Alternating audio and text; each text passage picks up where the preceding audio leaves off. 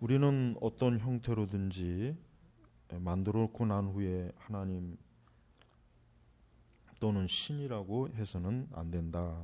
하나님의 존재를 가시화하지 말아야 된다. 즉, 그러니까 이제 하나님이 이게 하나님이다 이렇게 하지 말아야 된다는 거죠. 뭐 같은 뭐 금이나 은이나 뭐 하여튼 어떤 재료를 가지고도 심지어는 그림도 역시 마찬가지. 그림도 역시 그림은 안 돼요. 우리가 성경에 그림이 없잖아요.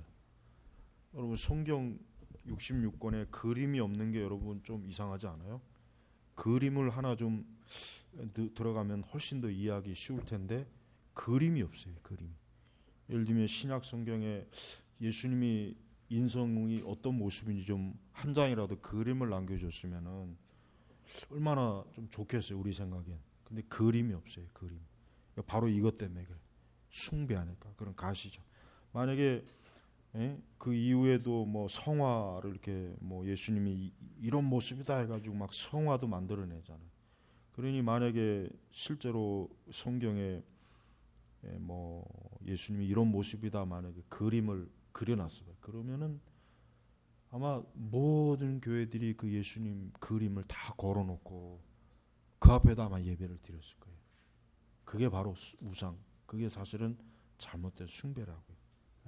그러니까 우리가 하나님을 가시화하는 건 정말 아주 안 되죠. 그러나 하나님을 가시할 수 없다고 해서 또 보이지 않는다고 해서 또 하나님의 존재가 증명되지 않는다고 해서 하나님이 존재하지 않는 것 역시 않다고 하는 것 역시 이계명에 대한 범죄다. 그렇죠.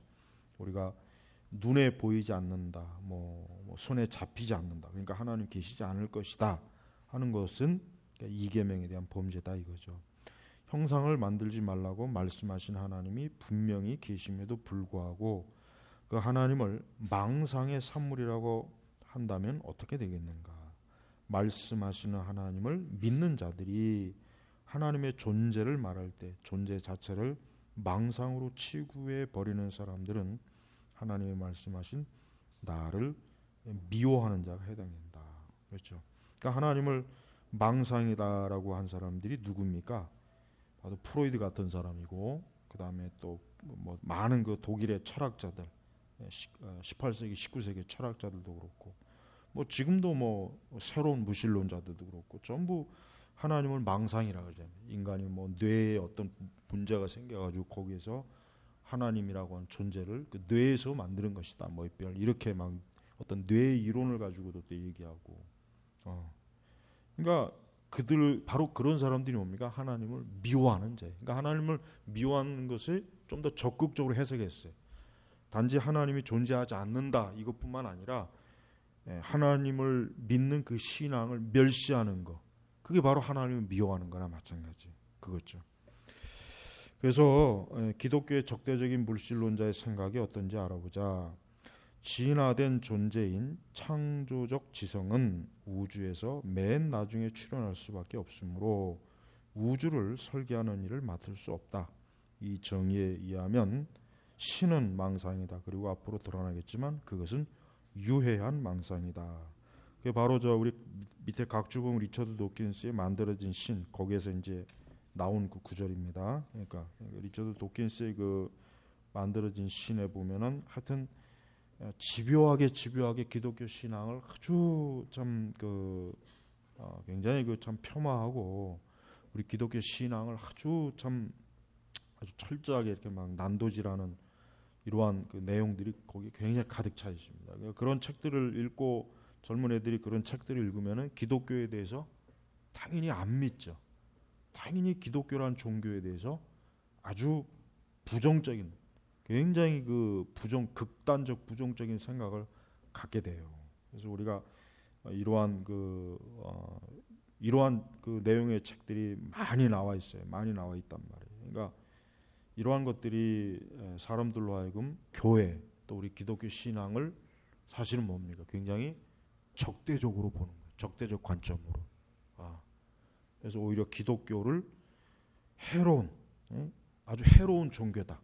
그렇게 자꾸 그 관점을 자꾸 그렇게 몰아가요. 방송이나 이런 데서 보면은. 그러니까 이게 얼마나 이게 참 안타까운 거예요. 그래서 우리가 참 조심을 해야 될 이런 것들을 우리가 잘 알아야 이런데 이렇게 참 빠져 있는 사람들을 또 그들을 어떻게 건지는지에 대해서도 우리가 알 수 있는 것입니다. 자, 세 번째, 이스라엘 백성은 모세가 하나님으로부터 율법을 받을 때 금송아지 형상을 만들어서 그것을 애굽 땅에서부터 자신을 이끌어내신 하나님으로 여겼다. 이런 금송아지 사건, 이 금송아지 우상 숭배, 이러한 그 참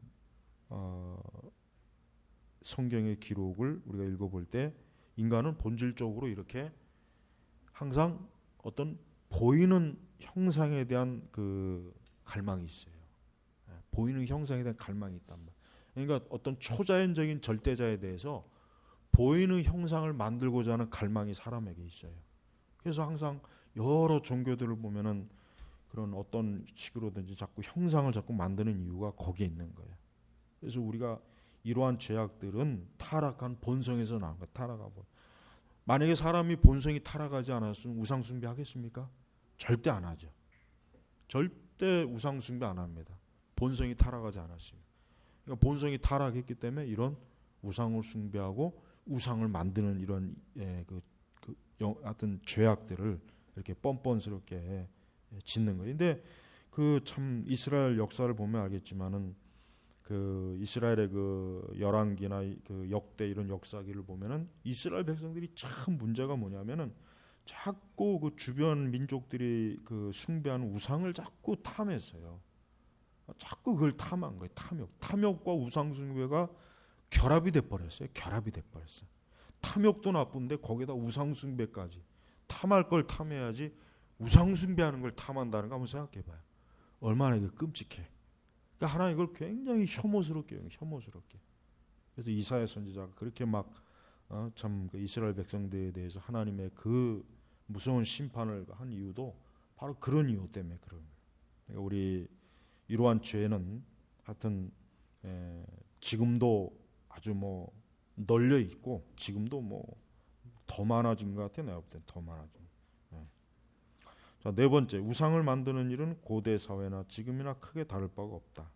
그러나 현대 사회는 생명이 없는 대상을 신으로 여기거나 신적인 표현을 한 것보다는 생명 있는 대상을 우상으로 여기는 경우가 많다. 현 시대의 젊은이들 위해 어떤 사람들이 우상, 아이돌, 뭐 젊은 애들이 하여튼 어떤 사람을 숭배하는 거, 그것도 우상이에요. 우상. 이것도 우상이에요. 꼭 종교적인 목적이 아니더라도 어떤 사람에 대해서 푹 빠져 있고 그걸 막 추종하는, 뭐 주로 뭐 연예인을 추종한다. 그것도 사실은 지독한 우상이죠. 그러니까 우리가 또 정치, 뭐 예를 들면 김대중교, 노무현교, 뭐 이런 것들, 그런 그 정치인을 숭배하는 것도 그것도 우상이에요. 우리가 기독교인은 그런 사람을 숭배하는 그런 데 빠지면 안 돼요. 아무리 뭐 그 사람이 옳은 사람이라도 거기에 빠지면 안 되는 거예요.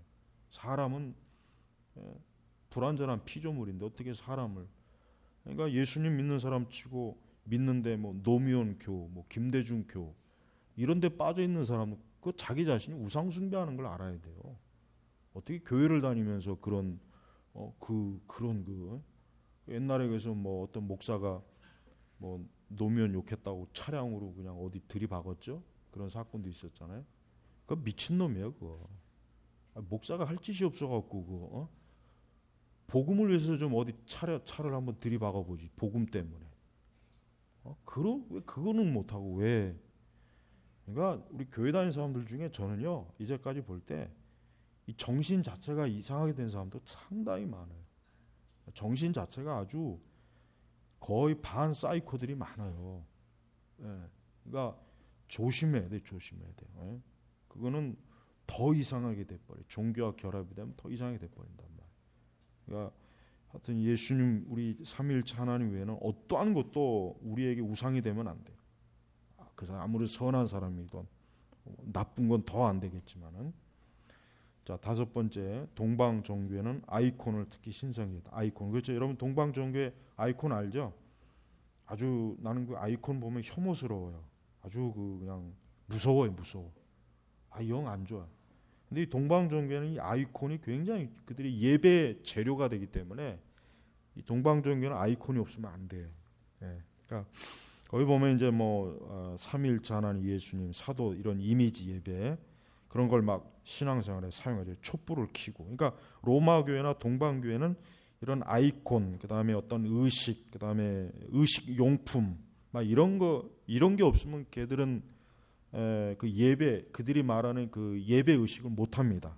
그걸 못 해요. 그러나 이제 우리 개혁파는 가장 이러한 부분에서 아주 철저하게 좀 선을 긋는 우리 모든 개신교 교파 중에 우리 개혁파는 가장 이런 부분에서 하여튼 하나님 말씀을 그대로 순수하게 따르려고 가장 힘쓰는 그런 우리 교파죠. 그래서 개혁파는 다른 개신교 종파보다 훨씬 더 이런 부분에 엄격하게 이런 걸 지키려고 하는 겁니다. 우리가 어떤 이유로든 우리 개인적으로나 교회적으로나 이런 우상은 하여튼 절대 금물이라는 걸 여러분 꼭 여러분들이 아주 명심해야 돼요. 이거는 너무 중요한 것이기 때문에 잘 명심해야 됩니다. 자, 기도하겠습니다. 하나님 아버지 감사합니다. 지금도 역시 정말 우상이 아주 수도 없이 우리 주변에 많습니다. 오히려 더 그 어느 때보다 더 많아진 우상의 세계에서 우리가 참되고 살아계신 하나님을 지금 믿고 있는데 주여 저희들이 우상에 오염되지 않도록 항상 거룩한 성령께서 우리를 지켜주시고 또 선한 온전한 분별력을 통해서 하나님을 경외하게 하옵소서. 감사하며 예수님의 이름으로 기도 올렸습니다. 아멘.